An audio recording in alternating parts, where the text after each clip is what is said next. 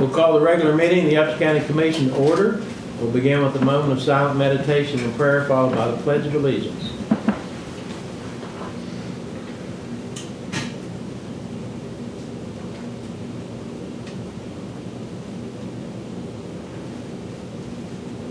Amen. If you'll stand for the Pledge of Allegiance, please.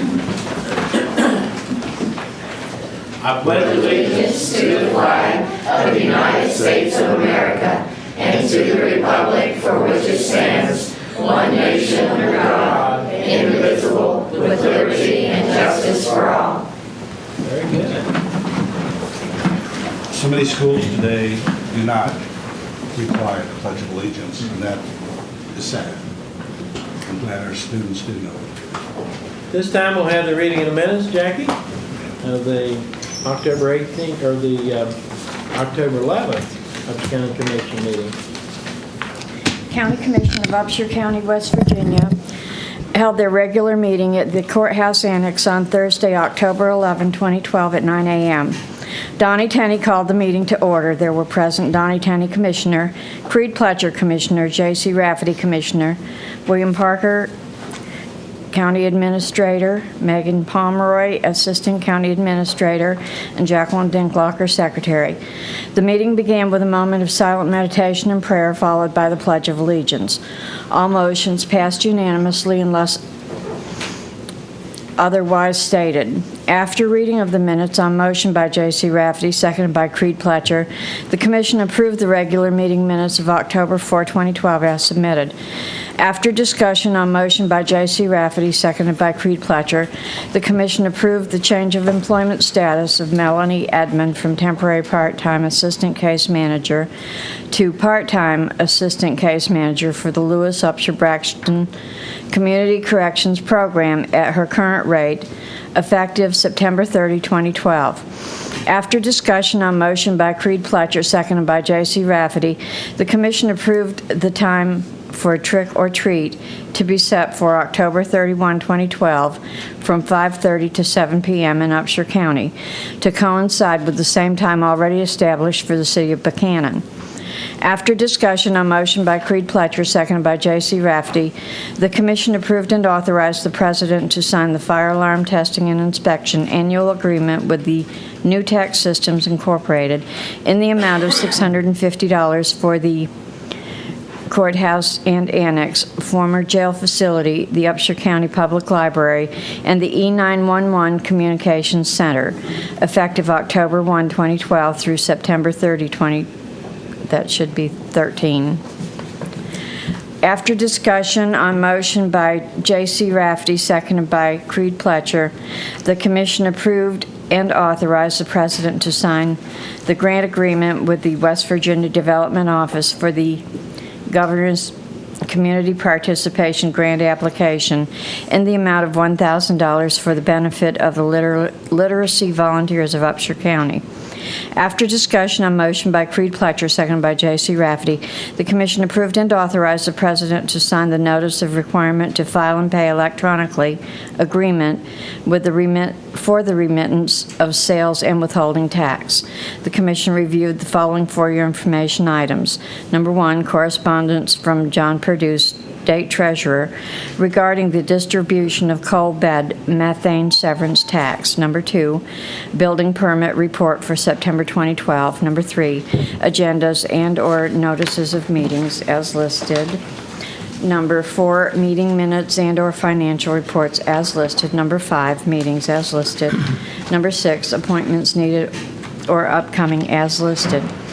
The Commission discussed expired/vacant board positions and requested William Parker to follow up with various boards for the recommendations for reappointments of members, and with the Upshur County Board of Education for their recommendation of their representative. Boards with vacancies and/or expired terms include the Buchanan Upshur Parks and Recreation Board, the Upshur County Convention and Visitors Bureau, the Upshur County Enhanced Emergency Telephone Advisory Board, and the Upshur County Solid Waste Authority. The Commission discussed the upcoming statewide conference of the County Commissioners Association of West Virginia, which will be held in Bridgeport, West Virginia. The major discussion topic will focus on cost reductions for counties regarding incarcerations and/or alternative solutions. William Parker provided a review of an invitation to the open house and ribbon cutting at Dynamic Physical Therapy. The event will be held on Monday, October 15th from 11:30 a.m. to 1:30 p.m. Mr. Parker also reviewed the public notice regarding the inspection and test of election equipment that will be used during the early voting period and on Election Day for the November 2012 general election. The testing will be conducted on Thursday, October 18th at 1:30 p.m. at the Upshur County Courthouse.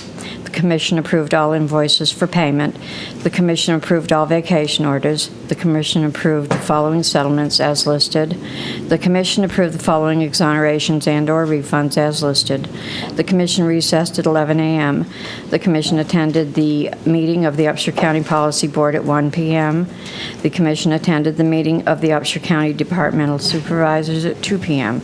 The Commission reconvened at 3:30 p.m. With no further business, on motion by J.C. Rafferty, second by Donnie Tenney, the Commission meeting adjourned at 3:30 p.m. Are there any additions or corrections to the minutes as read? Not, I'll ask for a motion to be approved as such. So moved. I'll second it. All in favor, say aye. Aye. Opposed, same sign, motion carries. Okay. We have a couple proclamations, and the first one is Red Ribbon Week, October 22nd through October 28th. So who's going to be the reader of the proclamation?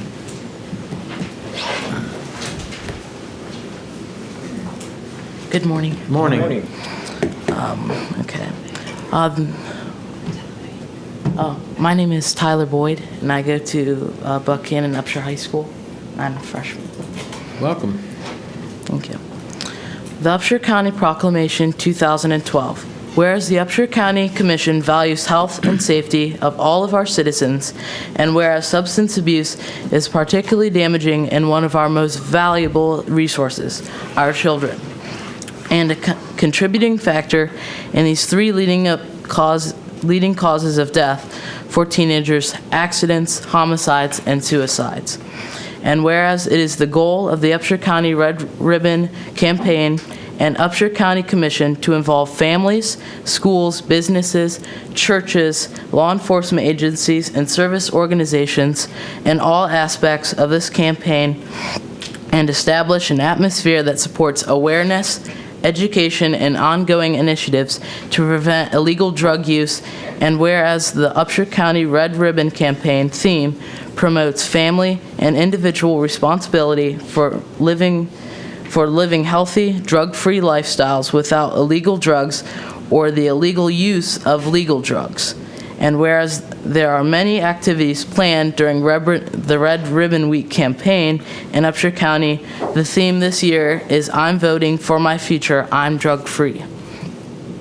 Now, therefore, the Upshur County Commission, the County Commission of Upshur County does hereby proclaim October 22nd to October 26, 2012 as Red Ribbon Week in Upshur County, West Virginia, and urges all citizens to join in the week's activities and to work all year long to protect our community from the dangers of drugs and alcohol.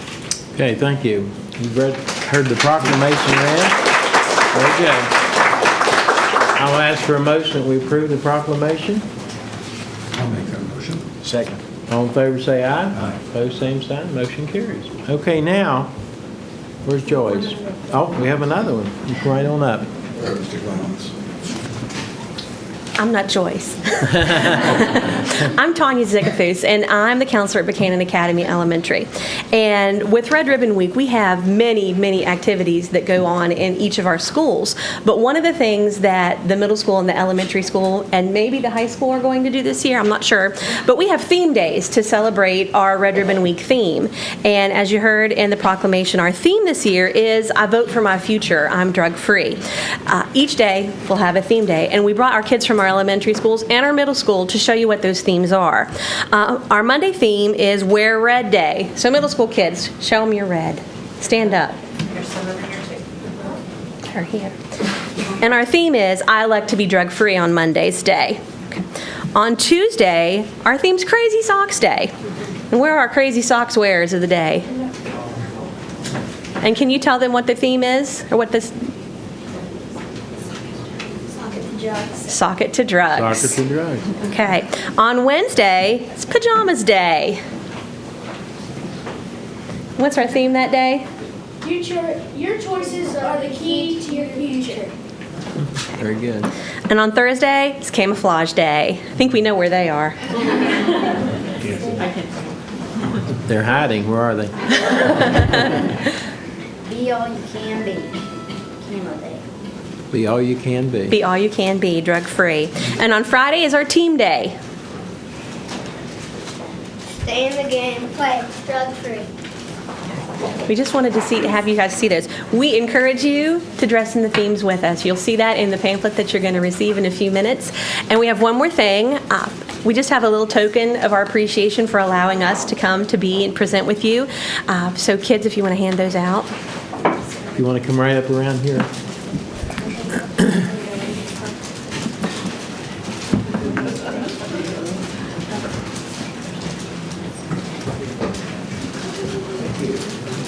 Thank you very much.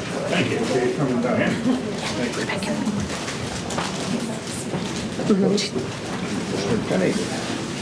Thank you, young lady.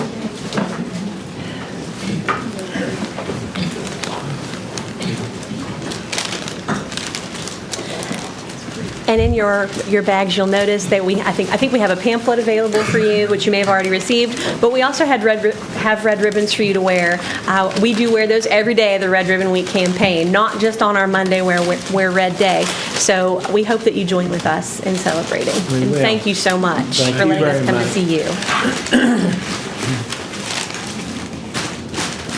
Okay, now, is there anything else on this proclamation?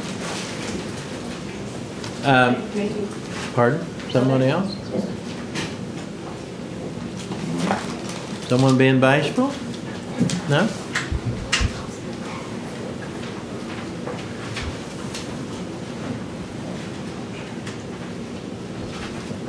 Ms. Cat, is there anything else you want to say? No. Can I say a word? A word?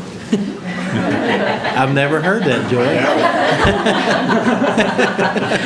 Go right ahead, Joyce. And, excuse me, and I wasn't sure what all they put in your packets. We have a ruler, a pencil, the red ribbon, and their brochure. Okay, and one of the reasons that I asked that is because, and I know that's why I asked where Kathy was. She can attest to that, and the other folks that are on the committee, and there are many folks that serve on the committees, not just with the schools, but with our U-Care group, our DHHR, Partners in Prevention, Women's Aid in Crisis. Many folks represented here today, and I wanted to make certain that they were recognized for being here. Our Buchanan Police Department and many, many other folks for their willingness to be involved as a community, and these school students in particular to come here and to make certain that they share with you and that all of us can share with this community that we want our children to have a bright future, and that is by being drug-free. But many of the things that are going to be distributed throughout the schools this week, we were able to get because of the Upshur County Commission and the program that we are able to be involved with that give us those free products that the kids are going to be getting during the week. There's banners, there's stickers, there's pencils, rulers, erasers, many, many things. And we want to particularly say thank you for allowing us to be able to order those free. We get funding from Buchanan Rotary, and we want to thank them as well for being a great community partner, many, many partners. But we want to ask the community to be involved in our themes and and we gave you brochures, and we've produced those through the FRN and our substance abuse grant and through West Virginia Wesleyan College. So many people involved because it's so important that we show our students that they are so important to us, that as a community, all of us are going to come together and do everything we can to make certain that you stay drug-free and that your futures are bright and that you are healthy and happy, and because you're so very, very important to us. And we want to say thank you to everyone. Thank you, and thank you all. And give yourself a big round of applause. Now, has anyone looked outside to see what the weather's like? I'll take a peek. Cloudy. As long as it's not raining, so what do you say we go take our banner and go over in front of the courthouse and get a picture of all the children and everyone to share? On the step. We'll go ahead and get the camera. Thanks for your support, Joyce. Yeah. Bunch of jokes. You've not. 1, 2, 3, yes. Okay, well, we're back in session and we have another proclamation, Domestic Violence Awareness Month.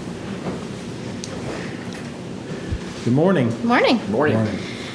I like to say my name is Priscilla Peggs. I work at Women's Aid in Crisis. I have been here for 12 years working with victims of domestic violence and sexual assault, men, women, and children, because not only women and children are violated, but more and more I'm working with more men throughout the month. I'd like to read something before I read the proclamation, if that's okay. That's fine. People tend to listen or read what is important to them, or to talk about the stories with all the gossip or the destruction in it. Women's Aid in Crisis would like for everyone to think about domestic violence and the efforts of violence in our homes as something personal, because in all reality, violence affects everyone. It is only when a community addresses a problem can it be worked on as a community, and we need to talk about domestic violence and how to stop it. Every day someone is beaten, maybe not severely, but injured nonetheless by someone that they love and they trust. Maybe the victim is your neighbor, your mother, your sister, or maybe even your daughter that is being affected and abused. Everyone here knows of someone who's being abused, will be abused, or has been abused in the past. Domestic Violence Awareness Month is the time not only to mourn victims of domestic violence who have lost their lives to that person that they thought they could trust, would love them and not hurt them, but also to give them a voice and to be in a relationship that's not so abusive. Women's Aid in Crisis not only would like to mourn and honor those victims of this tragic preventable crime, but also would like to celebrate the ones who have survived as a part of this community. So today we ask that Upshur County Commissioners join together with Women's Aid in Crisis and others to send a message that domestic violence is unacceptable in our community by signing this proclamation and allowing awareness materials to be distributed throughout the courthouse and the community to raise awareness and help victims become survivors and not just another statistic. And I'd also like to thank you, the County Commissioners, for allowing Women's Aid in Crisis to relocate to the former Communication Center. We've had numerous victims talk to us about their security and that they feel so much safer where we're at, not only because of the buzzer system, because of the wheelchair ramp, and I don't have to meet handicapped clients at the courthouse where they're able to get in better access to me. So I want to thank you for that. Okay. Joyce, you want to say anything before I read the proclamation? Domestic Violence Awareness Month Proclamation. Whereas home should be a place of warmth, unconditional love, tranquility, and security, and for most of us, home and family can indeed be counted among our greatest blessings. Tragically, for many Americans, these are blessings that are tarnished by violence and fear. And whereas domestic violence is more than an occasional family dispute, whereas in our state, 30 female homicide victims throughout October 2011 through September 2012 were reportedly killed by their husbands or boyfriends. Nine men committed suicide after murdering their victim, their partner, and the one female child was murdered, one male adult child, one male victim, and an unborn child. A total of 38 deaths in the last 12 months appeared to be domestic violence related. These were reported on media cases only, which means that there were more homicides than our state that was not included in this report. And whereas women are not the only target, young children and the elderly are also counted among the victims, and sadly, emotional scars are often permanent. And whereas a coalition and organizations have merged directly confront this crisis, law enforcement officials, those involved with shelters and outreach offices, offering services, healthcare providers, the clergy, and other concerned citizens are helping to the efforts to end domestic violence. We must recognize the compassion and dedication of those volunteers and professionals, applaud their efforts, and increase public understanding of this problem. Now whereas we, the County Commissioners, do hereby proclaim the month of October as Domestic Violence Awareness Month and urge all citizens to observe this month by proclaiming or becoming aware of the tragedy of domestic violence, supporting those who are working toward the end, and preventing the community efforts. October 2012, Upshur County. Okay, do we have a motion to approve the proclamation as read? So moved. I'll second it. All in favor say aye. Aye. Opposed, same sign. Motion carries. Thank you. Thank you. So, if you'd like to come up and get a picture. Thank you all. Thank you. Okay. So our next agenda item will be at 1:30 when we will be testing and verifying the election equipment. It's a very important part of the political process in this great democracy that we live in. So the first item for discussion and possible action is approval of organizational reporting structure for various departments of the Upshur County Commission. You'll find that on page 3. And Mr. Parker, you may want to elaborate on that. With the recent addition of the Ms. Pomeroy, it was an appropriate time to look at the organizational structure and make some changes, modifications, adjustments, and went over those last week in the supervisories meeting, and this has been out to the various departments for comment or questions for 2 or 3 weeks now. I've had just one question, well, one email and then one question at the supervisors meeting. So as far as I know, it would be ready for the commission's consideration for approval. The basic changes is there's various employees that will report or not report, but administrative point of contact report, whatever you want to call it, to Ms. Pomeroy, being Curry, James W. Curry, youth camp, park personnel, as outlined on the chart there. Ms. Bennett and Ms. Carr, in my absence, would have reporting responsibilities there. Excuse me. The other departments would be reporting to the county administrator, director of facility operations, Ms. Pomeroy, administrative assistants, office of emergency management, 911 director, animal control facilities.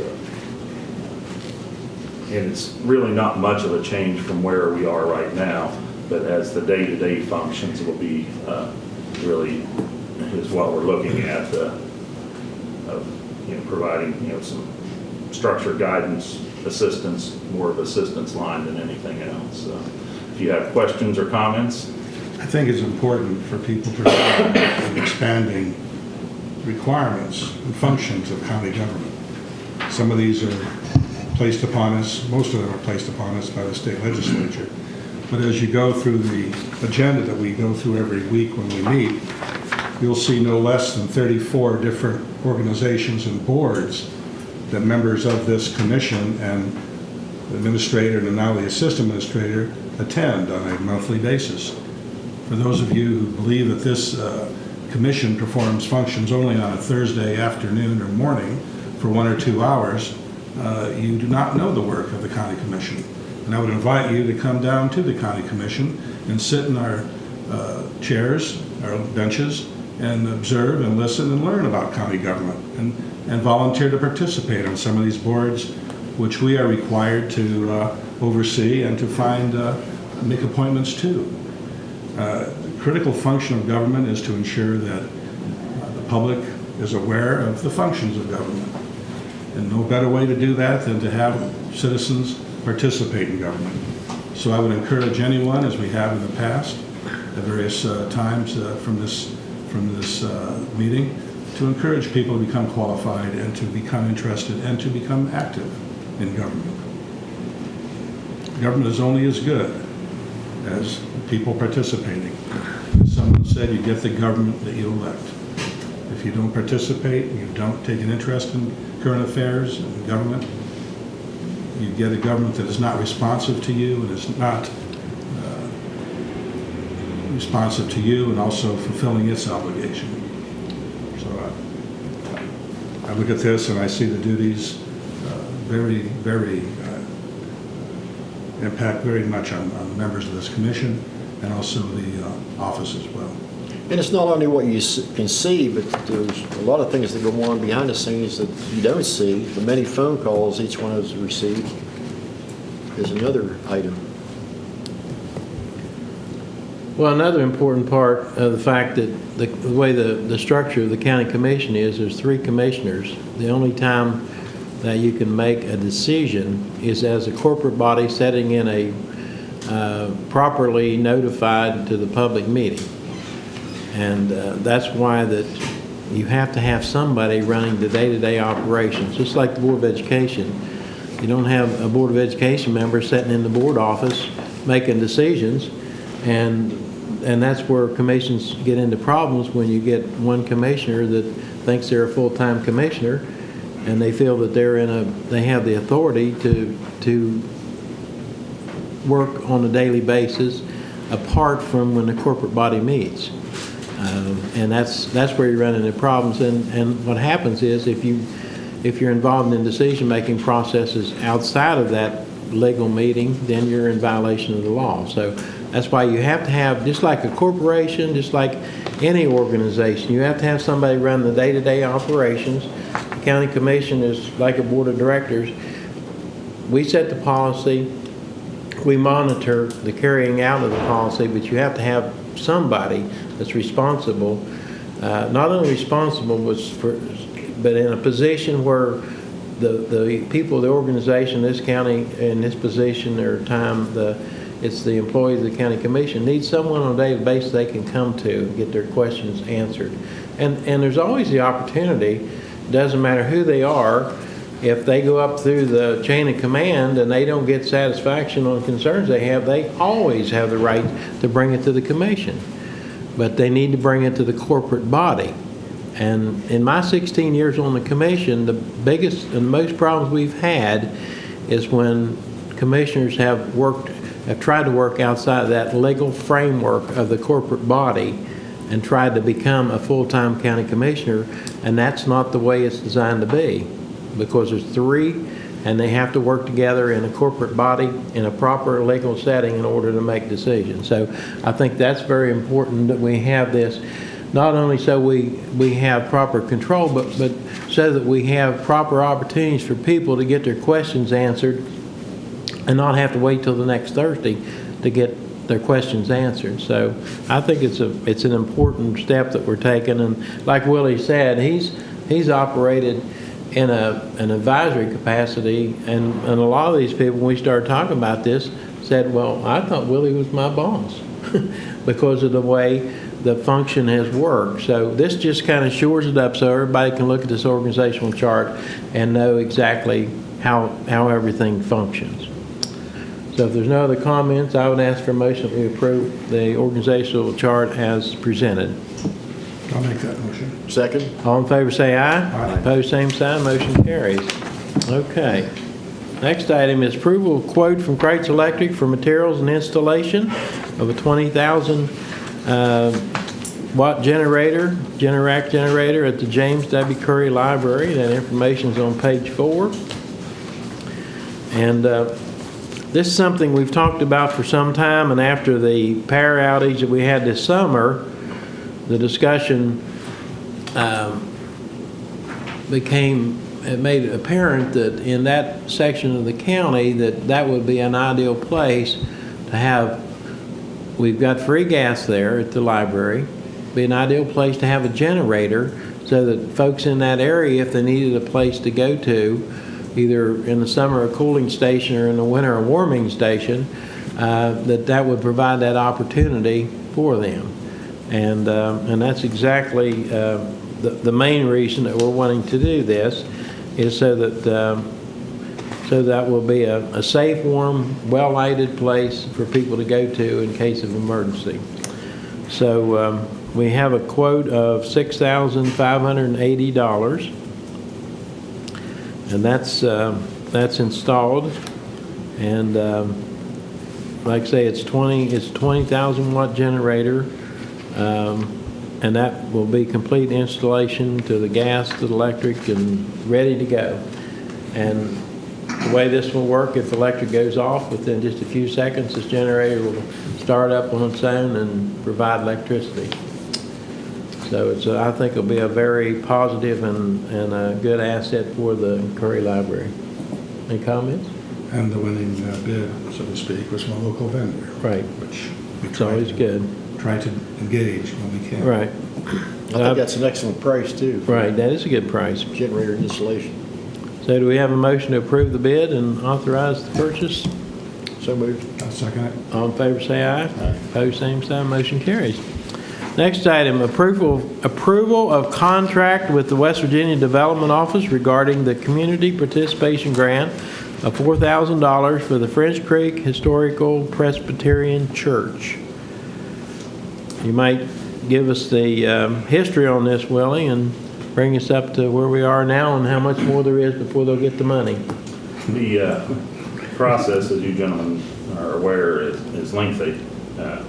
We filled out the initial project application earlier this year and was submitted to the West Virginia Development Office in June of this year. This is the next step since then.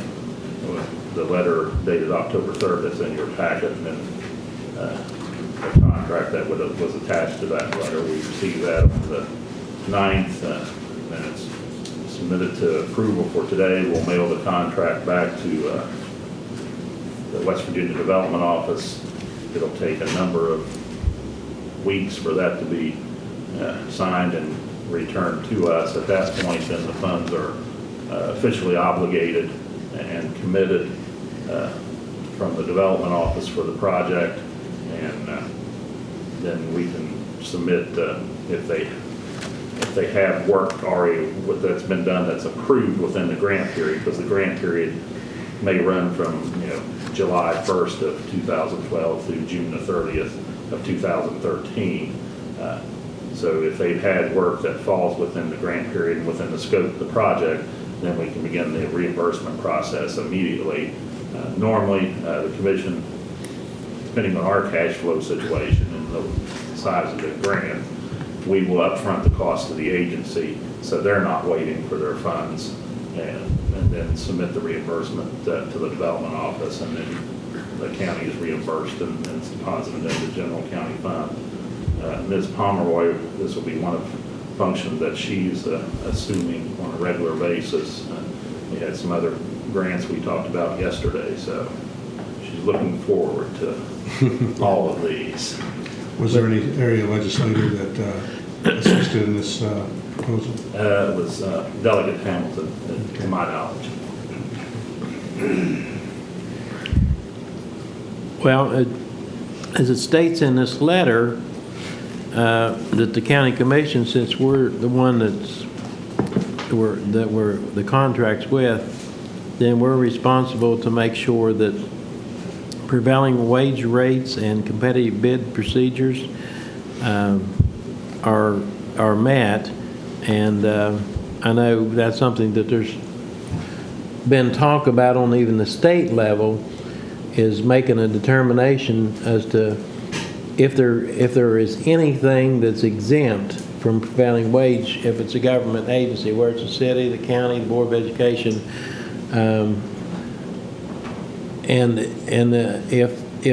if it comes under the purview of the prevailing wage, then the government agency has a responsibility to notify all contractors that they are obligated to pay their employees prevailing wage. And I think we need to get a ruling from wherever it would be, the state tax department, the auditor, the IRS, or whoever, so that we come in compliance and we don't end up like this county on the IRS regulations as far as employee benefits, where they got audited and they weren't doing it properly, and so they had to pay the penalty for it. So Substantial amount. Right, substantial amount. So I think, Megan, as far as part of your responsibilities in doing this is we need to get a ruling of if there's anything exempt from anything the county hires somebody to do other than if it's an employer-owned business and the employer does the work, they don't have to pay themselves prevailing wage. I can answer that question off the top of my head probably fairly easy. We did receive a number of years ago, and to my knowledge there's been no change. We sent a letter to the West Virginia Division of Labor that's responsible for prevailing wage, and to my knowledge 99.9%, there's nothing 100% in the world but death and taxes, but 99.9%, unless they're the owner of the firm,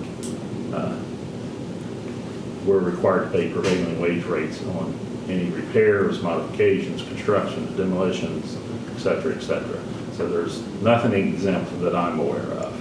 Well, and I think what we need to do, we need to be vigilant to make sure that, just like this generator that's being installed, that we notify vendors when we're contracting with them or we're hiring them for whatever it may be. We need to make sure that we comply and tell them, since it's tax dollars being used or a government agency's dollars, regardless, that they have a requirement to meet that so that our obligation is met. We can send that, when we return the quote, we can do that and ask for certified payroll information. Right. I think we need to start doing that so that we're covered in the process and it doesn't come back on us. We can do that, no problem. And I believe it's our obligation, isn't it, to give them the prevailing rates? Yes, we're agencies are responsible to provide what their current prevailing wage rates are, which are on the Secretary of State's website that can be downloaded. We have those in our file in there to provide. And as it relates to these grants, Megan and I went over some of the requirements yesterday because we received 3 yesterday. One for the Main Street Co-op, $2,000, the project application for that, $10,000 for the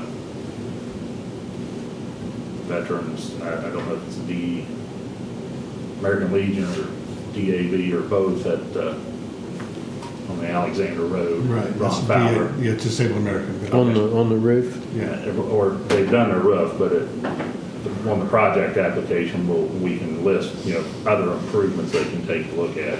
I think that was $10,000, so that'll be falling into the bid and prevailing wage requirements possibly.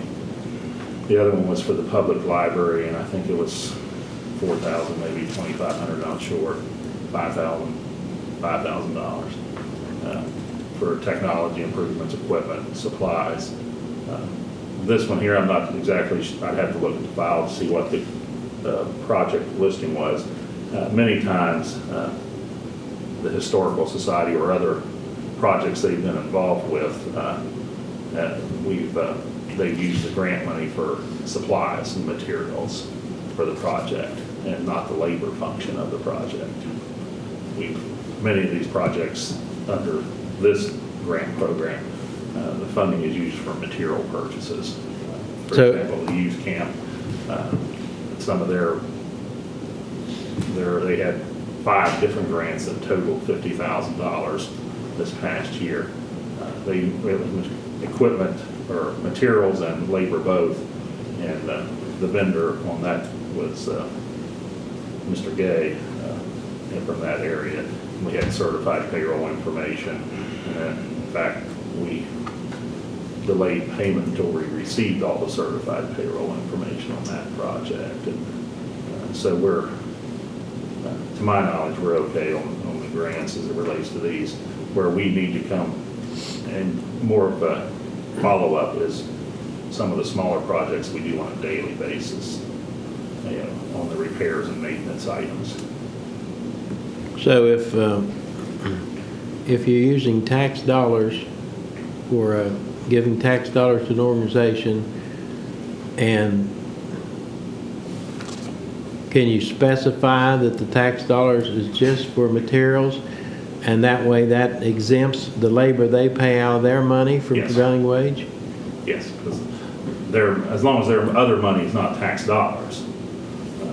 You know, if they're a nonprofit organization, you know, one of the things for these grants, you know, for the community partnership grants now, you either as a facility that's owned by a government agency, for example, the county library facility, or you have to be a nonprofit registered as such with the IRS and have a determination letter.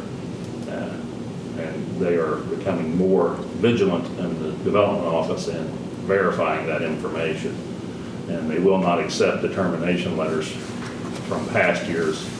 You know, for current year projects, you have to get that determination letter or provide a copy every year, even though, and that's decided unless the IRS revokes that, you know, status, that determination letter never really changes. But you have to provide that to them. But you can delineate for this, you know, program, delineate the grant funds for specific supplies, materials, equipment outside the construction area. And then if their other money is private or non-grant, non-government money, then they do not have to pay the prevailing wage rates. They can, but they're not required to. Okay. Okay, so do we have a motion to approve the contract we just discussed? I'll make that motion. Second. All in favor say aye. Aye. Opposed, same sign, motion carries. Next item is resignation from Douglas G. Simons, Deputy Sheriff, effective October 11th, 2012. Is that Mr. a- Miller presented Mr. Simon's resignation letter and has been forwarded to the payroll department, so this requires the commission's approval at this point. Motion to approve. So moved. I'll second it. All in favor say aye. Aye. Opposed, same sign, motion carries. Next item is review of property tax books before consideration to establish Upshur County Appraisal Assessment Advisory Board. That's kind of an ongoing And thing. we have some information for later on in the meeting, if the commission would like to review that. Not the list that we've, of the sales that were reviewed last, but other information that Ms. Pomeroy has been working on. Okay. Regional jail cost information. Good news, we were down to 49,000. That wasn't good news last year, but it's good news this fiscal year. So our average has decreased to just under 57,000 monthly average for this year. And as you gentlemen know, this is one area that Megan will be working quite a bit on, and has already, and putting together some information, some draft information that she'll be presenting to you in the very near future, and going over some of that and trying to coordinate. In fact, Megan was appointed to the statewide County Commissioners Association study group, work group, Right. whatever title you want to use that, with her background, and I think she'll provide a valuable insight to that group, as well as in leading this effort at the local level, and coordinating with the magistrates, the judge, prosecutors, social service agencies, and others. So she's taking a very broad approach to that, and an overall approach which I think will prove beneficial to the county. And, No, I think Commissioner Tenney also is on that group, so I think Upshur County is well represented in those meetings and discussions. Well, and we talked about a lot of different things, as far as additional revenue and ways to reduce the regional jail bill, and while also helping to rehabilitate people back into the community, and not just putting them in jail for 6 months and then they come back with no opportunity really to mesh back into the community. So it's a very multifaceted problem and challenge, and I think the steps that the West Virginia County Commission Association has taken to create this advisory board is going to go a long way into looking at that. And then there's a lot of things on the state level. There's a company that's come in that's looking at all the data and is going to make some recommendations on that. So hopefully all this together, because, you know, fortunately in Upshur County, we're not as bad as some counties. I mean, Cabell County's, they're looking next year $4 million for regional jail bill. And so it's a sizable portion of a lot of counties' budget. And the problem with a lot of those is where you have large municipalities. I know in Cabell County, the municipalities are 75% of the regional jail bill, and they have no control over that. So there's a lot of issues and a lot of areas of opportunity to work on this problem, and I think it's a good challenge. One of the areas that we'll be working on locally, as well as through the County Commissioners Association as the statewide group, is, you know, public awareness, public education. You know, there's the thought of, you know, put more people in jail, build more jails, build more regional jails, more prisons, and the group that's come in that's doing the statewide, you know, recommendations at the legislative level.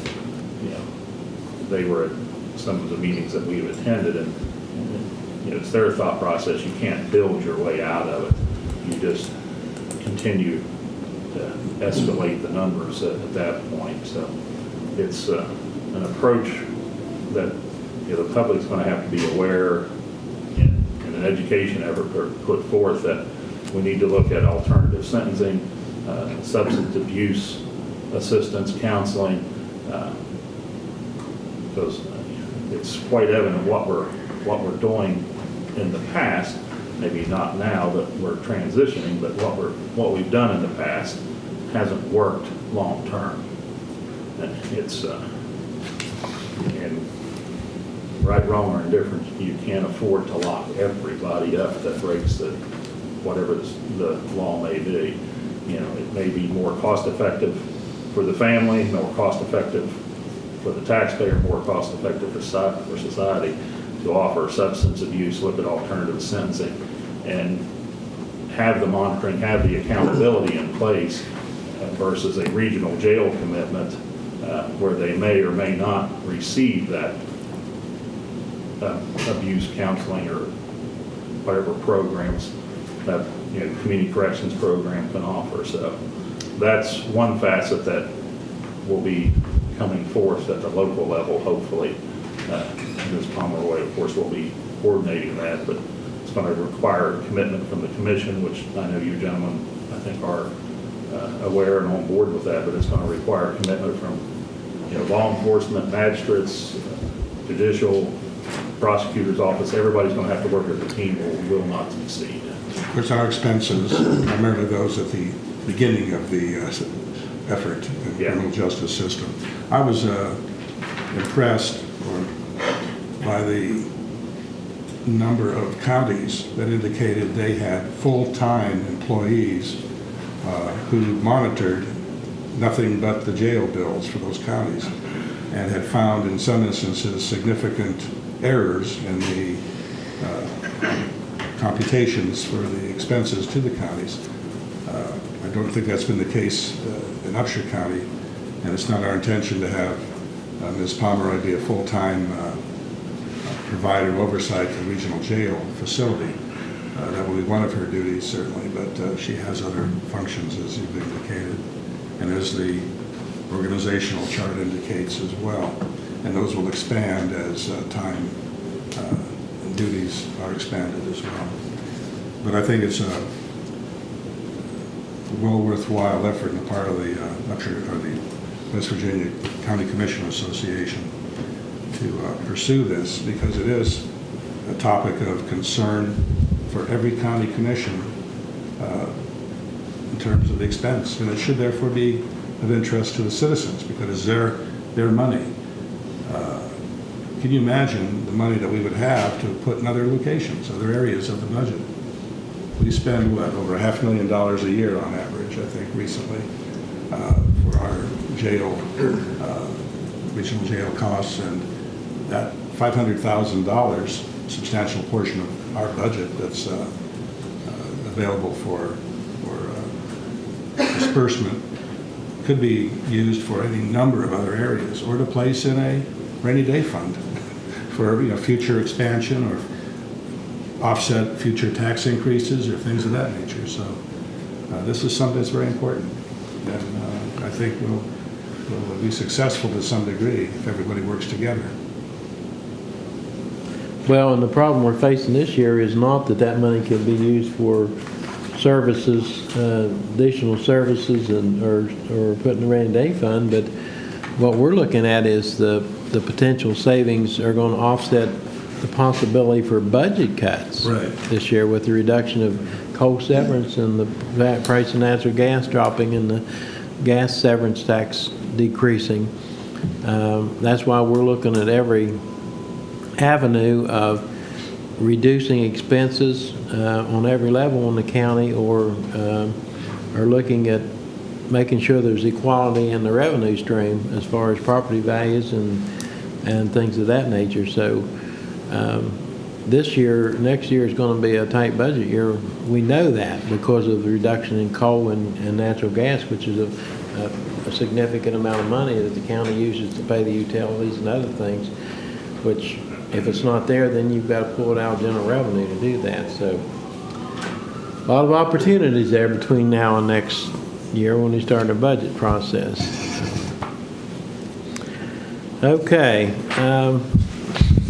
We have our Upshur County Sheriff's monthly financial report on page 9 that gives the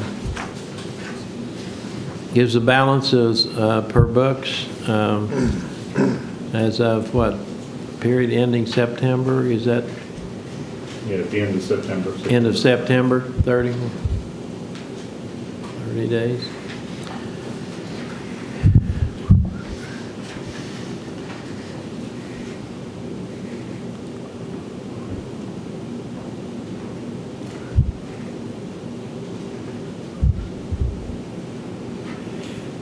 That's 3 months into the fiscal year.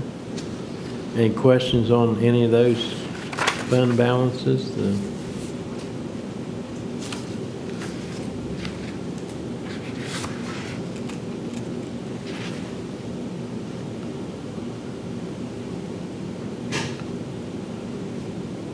This Fund 366, Willie, Board of Health, what is that? It's the health department's budget. Their money runs through the sheriff's office.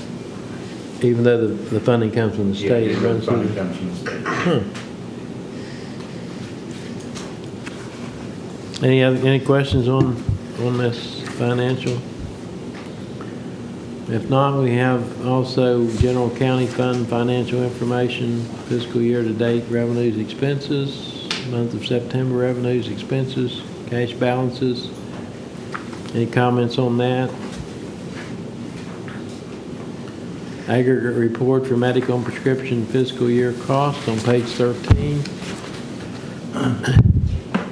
Yeah, we've been doing average through the first 3 months. We're ahead of where we were last year at this point, but just so you gentlemen know, October has not been good as it relates cost-wise. We're probably already approaching $60,000 for the month just in medical expense alone.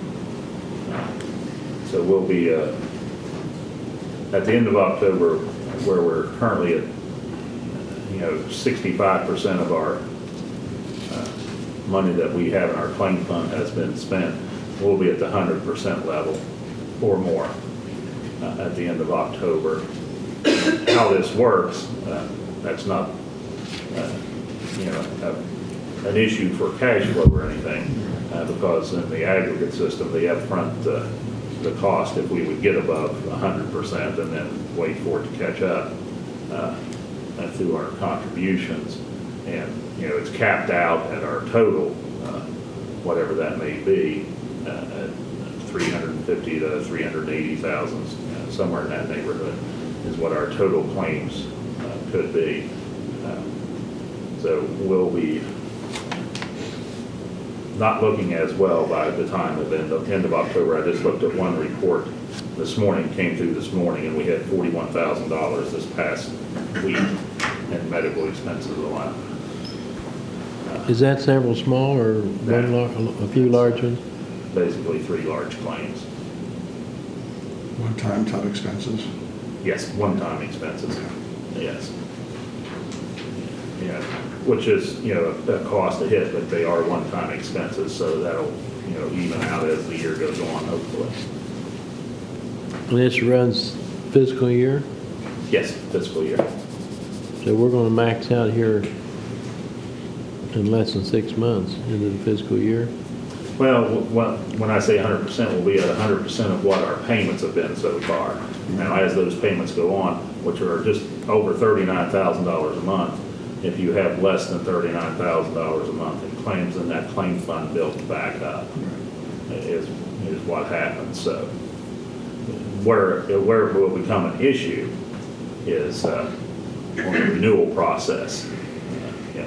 Insurance companies, they have very good people that make projections. They're very accurate in their projections of making money or controlling their cost.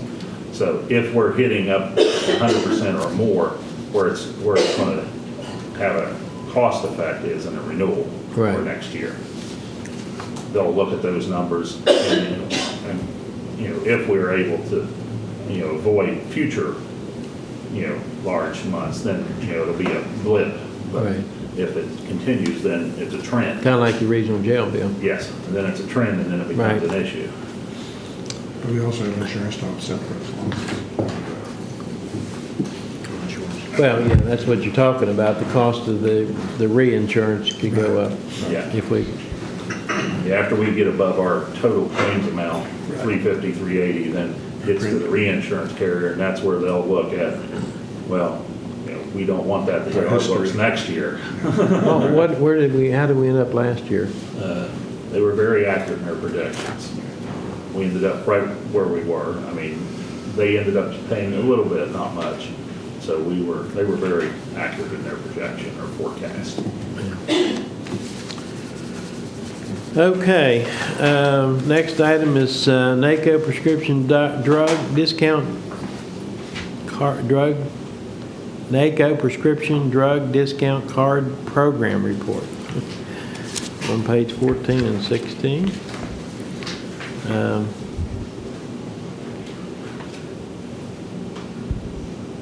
Our savings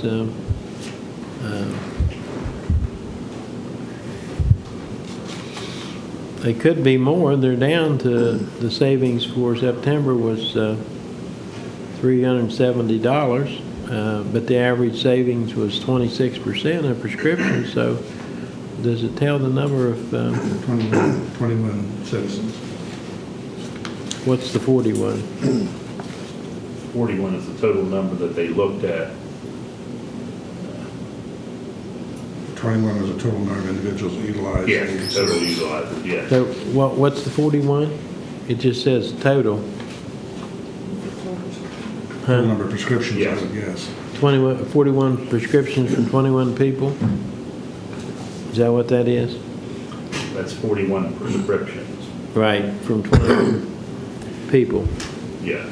I'm surprised the usage isn't a lot higher than it is in our county. I looked at other counties that took that, and it's comparable to other counties. And some smaller counties have higher numbers, some smaller have lower numbers, some larger counties have numbers that are like ours or even lower. So and there's different programs out there now. Well, that's part of it. There's a lot of It's been programs. copied, and there's other programs out there through other organizations or associations. And Just private enterprise is sending them out. I received several at my house with cards, just generic cards that you get in the mail that provide similar service as these. Preloaded cards. But since we joined, the citizens have saved just under $53,000. Right. And At no cost to the taxpayers. in a 7-year time period, Right. our dues are like $500 a year for this organization, so that's not a bad return. No, that's a good investment for the taxpayer. And we have our monthly home confinement report. Estimated savings for September was $32,000, which includes the savings of $48.80 a day, the current per diem for the regional jail, and the fees that they're charged for being on home confinement. So it's interesting, and I'm sure as Megan starts running all of her numbers and looking at everything, we can probably see what the logic is to this. But last month when the regional jail, last 2 months, I guess, was 60, right? Yes, prior. Was that July and August? Yes. Okay, so July and August was 60. This month dropped down to what, 49? 49. Okay. And what would the month of June have been? 50? It was 55. 55, okay. I'm just seeing if there's a correlation here between the home confinement and the, actually, when the regional jail bill went up, the home confinement savings went down. Now, I don't know if there's a direct connection between those two.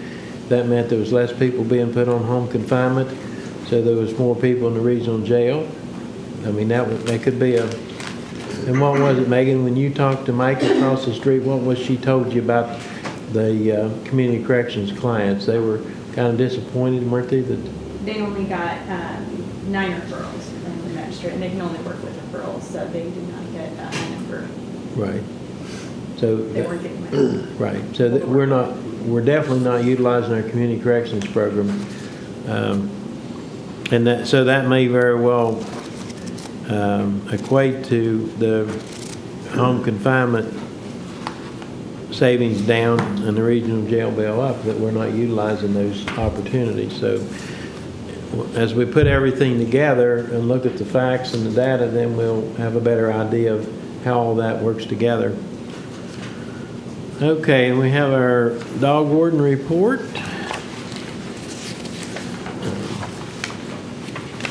Page 18.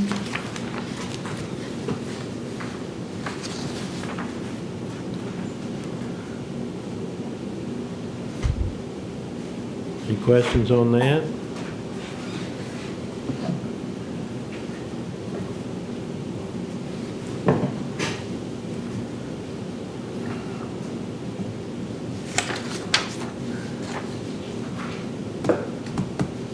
Is Greg still working on the hiring process for a main officer? Yes, there's interviews scheduled for tomorrow morning. We have several applicants. We had several applicants, 25 or more probably applicants. I think we have 4 or 5 interviews set up at this point.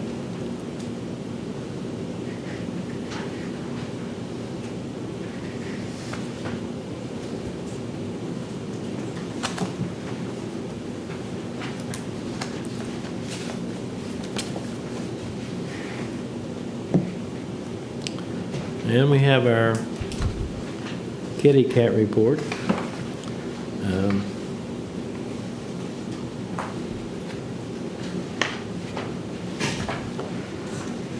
Okay.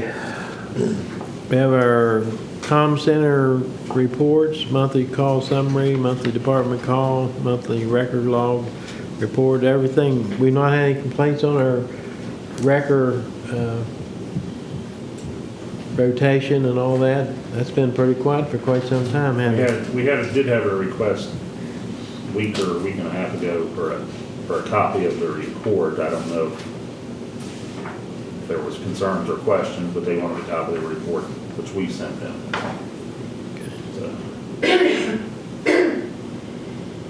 That's on the record. On the record. Have we gotten any concerns on 911 calls or dispatching, and that has all been quiet there? Been quiet to my knowledge. We've not gotten any official concerns expressed. Okay, well, we have agendas and notices of meetings, upcoming events for your enjoying pleasure and participation. You gentlemen have anything else?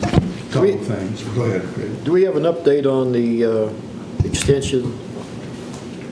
Bid? Office, bids and insurance claim? Mr. Harris has been in contact with some contractors to try and get some quotes. What's holding them up is that stone, finding that the stone, a price for that stone is the issue to find that. And the reason we went to get some additional quotes is due to the discrepancy in the numbers from what the insurance provider, what their contractor looked at versus the driver, the insurance company for the driver, what they estimated it at. And that was higher than our insurance quote, wasn't it? Yes, greatly higher. And Greg Mr. Harris had a concern on the number that was, submitted to us from our insurance provider. He didn't see how that would be sufficient for that project because of finding the stone and matching the stone. And what was the result of that investigation in the difference between Well, the two? that's why the insurance firm, wanted us to get some additional quotes for comparison, and that's what we're in the process of doing. Might end up with a different facade. Might not be that field stone. maybe Very brick well or matched. something Yeah, else. if we cannot find it or match it properly. Great Okay. minds think alike. Great, I was going to raise that as well.